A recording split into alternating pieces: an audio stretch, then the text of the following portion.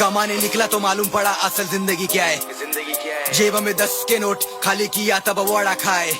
बड़ा भाई बोला था पढ़ ले, मैं बोला चूरन मत दे रे भाई। आज से मोड़ पे खड़ा हूँ जहाँ दिखता मुझे हर जगह खाए। अब पूछ रहे हाल मेरा, मैं हाल फिलहाल नहीं देता रे भाई। जिंदगी झाटे में गुजर रही, गाली नहीं मेरी फीलिंग से भाई। मन करता मर जाऊं लेकिन मरने से हल्ला मिलता नहीं भाई। अब खिलाता हूँ मेरे लग पे, लग भी बोल रेला हक के रे भाई। माशुका उदा से बैठे ली फूगा के दिल मेरा दुखा के दिखता नहीं रूपा पे हाथ में मेरा धूपा के पैसा नहीं जुगाड़े जिद दे दे सुनता माँ का बस पुकारे आके नम। माँ बोलती बेटा अब रोना नहीं है, नहीं नहीं नहीं।